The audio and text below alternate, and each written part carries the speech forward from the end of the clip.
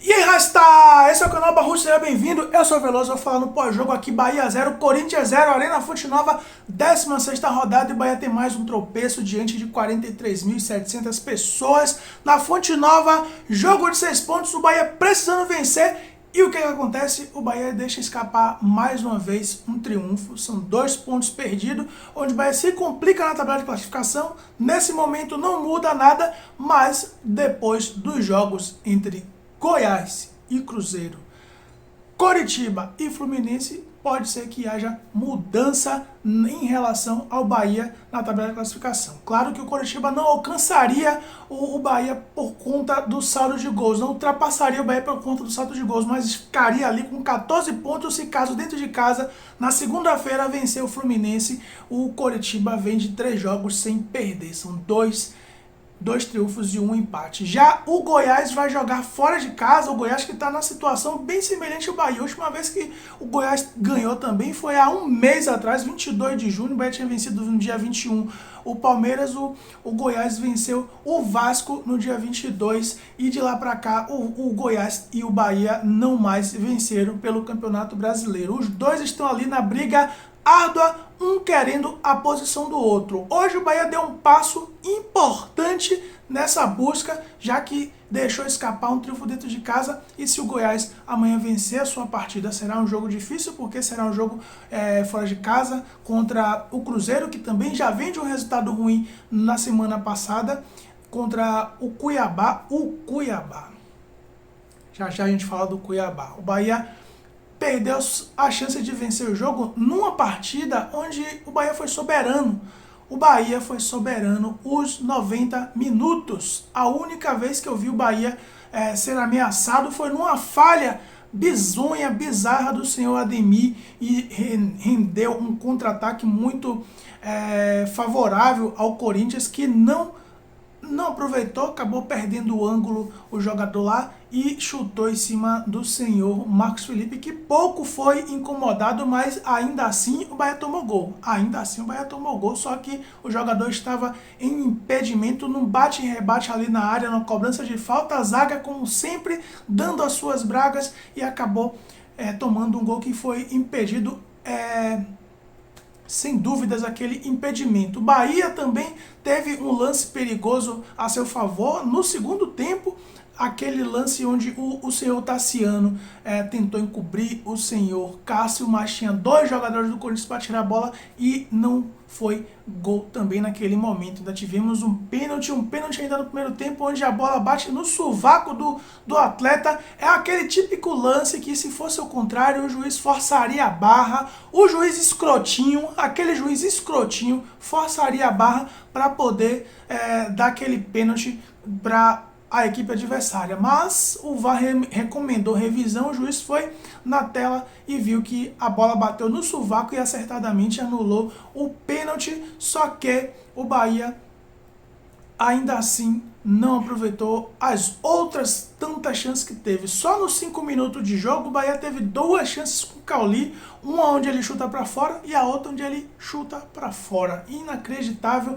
Ademir foi outro que deixou muito a desejar nessa partida. E o que falar do Everaldo? O que falar do nosso centroavante Mata-Baba, que só deu um chute que eu vi na direção do gol. Na direção não, porque foi para fora, porque o jogador do Corinthians acabou desviando. No segundo tempo, o primeiro tempo, o Everaldo nem apareceu no jogo. O Bahia é um time que tem muita dificuldade de chutar de fora da área. Eu não entendo por que o Bahia não chuta de fora da área. O próprio Renato Paiva falou na coletiva de que aquilo não era uma recomendação dele, de o Bahia ficar tentando infiltração o tempo inteiro. É uma característica dos jogadores que preferem jogar daquela forma, só que precisa ser recomendado, precisa dizer assim, ó, chutem de fora da área, porque é inacreditável como a gente não testa o senhor Cássio naquele jogo, e às vezes que testou foi de uma forma muito ineficiente. Teve um lance que eu vi do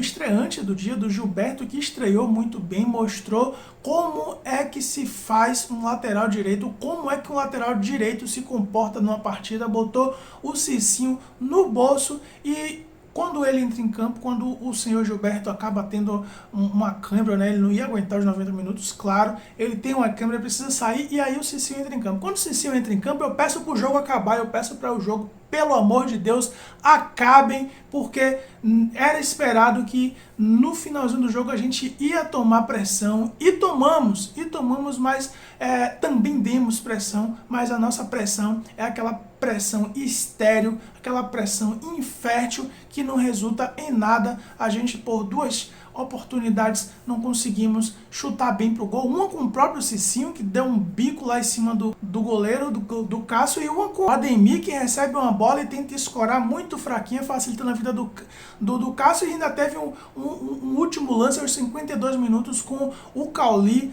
também de fora da área.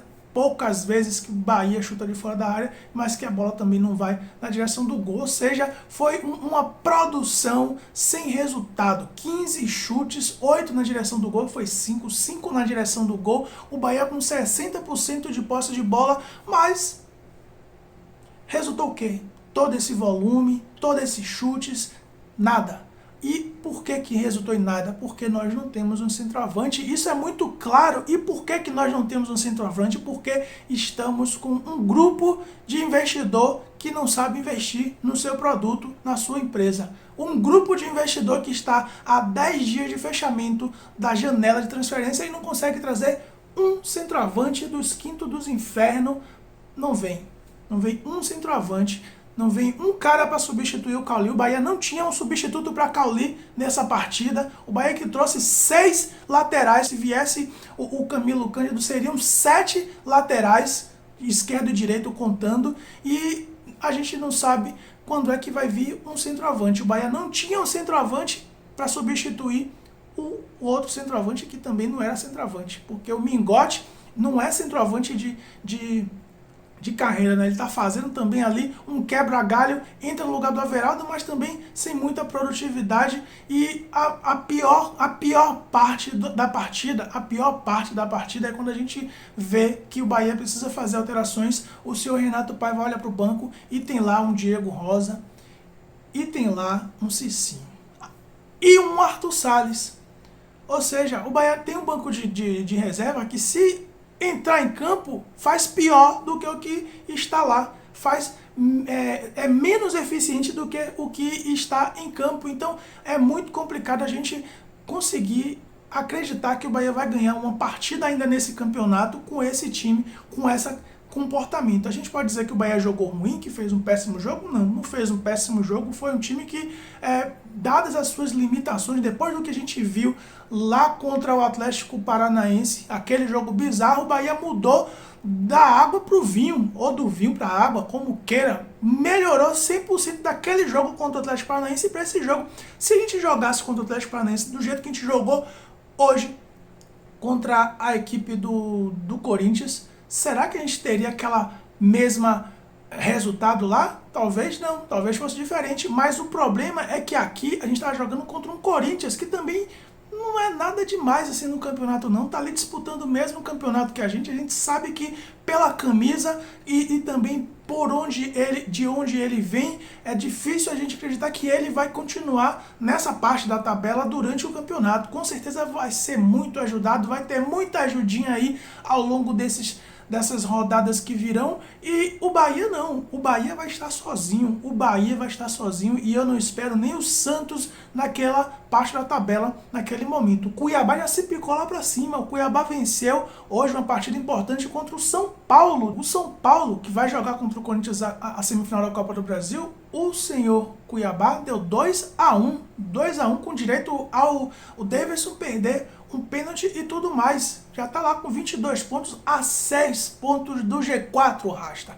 A 6 pontos. O Cuiabá está a 6 pontos do G4, enquanto nós estamos a 5 pontos da lanterna. 5 pontos da lanterna, que hoje é ocupada pelo Vasco, que também vai fazer a sua partida descansado e pode também encostar no Bahia a depender do seu resultado. Todos os times que estão abaixo do Bahia, apenas o América jogou hoje e poderia ter sido pior. porque o América estava vencendo a sua partida fora de casa contra o Flamengo e tomou o gol de empate. E se não toma esse gol de empate, seria mais um time que estaria ali no cangote do Bahia na próxima rodada, que será uma rodada muito difícil, onde o Bahia dificilmente terá chances no Morumbi contra o São Paulo do Dorival Júnior, 11 horas da manhã de um sábado, de um domingo, acho que é domingo. É complicado, Rasta, se não vier jogadores para as posições, principalmente centroavante e meio de campo, pode vir o técnico que for, não vai fazer esse time jogar, porque Everaldo não é centroavante, se já foi, já enterrou essa fase, já encerrou essa fase, já se aposentou, é um ex-centroavante em atividade. O Mingote não vai adiante e a gente ainda tem um Arthur Salles que o senhor Renato Paiva confessa numa coletiva de que ele não está sendo utilizado porque durante os treinos não está apresentando uma boa performance técnica e por isso está indo para o banco só esquentar o banco, só esquentar o bumbum, só esquentar a cadeira naquele jogo. É lamentável, é muito lamentável a gente ter que ouvir isso de um time que foi recentemente adquirido por um grupo que tem bastante know-how, bastante conhecimento, bastante expertise, bastante tecnologia e não está aplicando zorra nenhuma no Bahia. É isso aí. Bora Bahia, bora Barruts. Proso fui.